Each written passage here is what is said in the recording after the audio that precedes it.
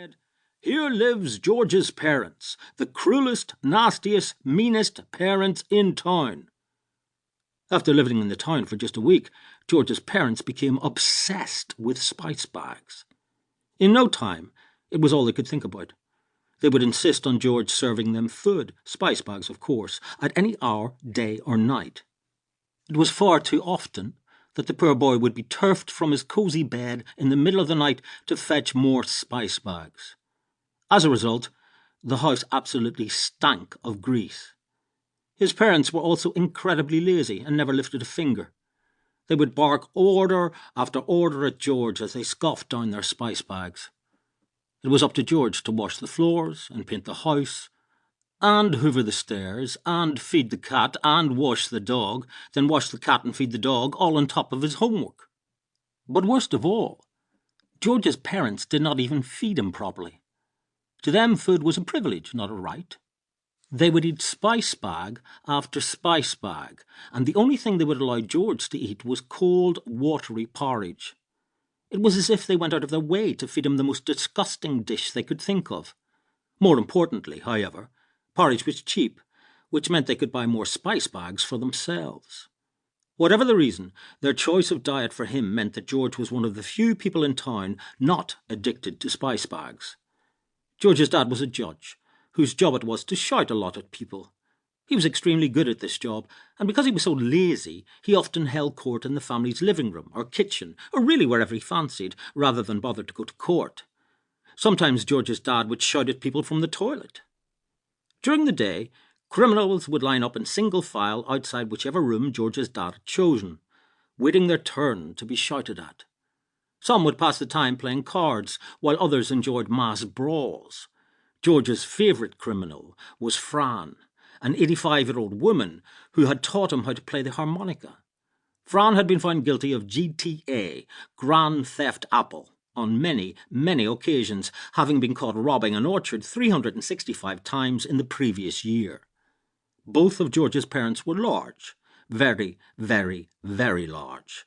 This was due entirely to their complete obsession with the spice bag. They looked like two people who had taken part successfully in an elephant-eating contest after those elephants had taken part in a pizza with extra cheese eating tournament. "What shall we have for breakfast?" George's dad would ask. "Spice bags, of course," his mum would reply, and off they would trundle. Then at lunchtime George's mum would say, "Oh, I'm starving. What shall we eat?" "I think a spice bag would slide down quite nicely," his dad would declare. "Quite nicely indeed." And off they would plod to Mr Spicebag's. And after a long day of barking orders at George, his dad would say, "Gosh, I'm feeling rather tired after such a hard day's work. And you know what? I still feel hungry." "Yes," George's mum would agree, her belly gurgling enthusiastically. "Yes, I am famished." And well, you might have guessed what was on the menu. You're getting the hang of it. The spice bag.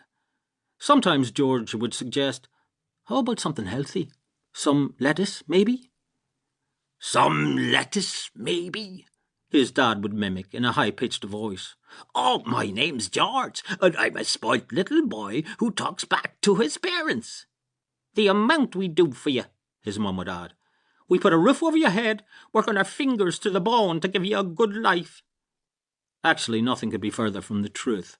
Well, except the roof. Admittedly, their house did have a roof. "Now, out with you and get 12 spice bags each for your dad and me," his mum would shout. "Yes, get going before I eat you," his dad would add before throwing George out the door, much like an Olympic shot-put thrower. Then there was George's sister, Lucy, who didn't seem to care about anyone or anything. She avoided their parents as best she could, spending the day looking at a phone and blowing bubblegum. George thought that one day Lucy could set up a very successful business blowing huge bubbles and floating people around, a bit like sightseeing by hot air balloon. Someone else would have to give the tours, though, as Lucy hardly ever spoke. She only texted. George and Lucy used to be great friends, but one day Lucy got a bit taller and a bit meaner and decided she was too cool to hang around with him. This bothered him at the time, but now he was used to it, although he hoped that one day they would be friends.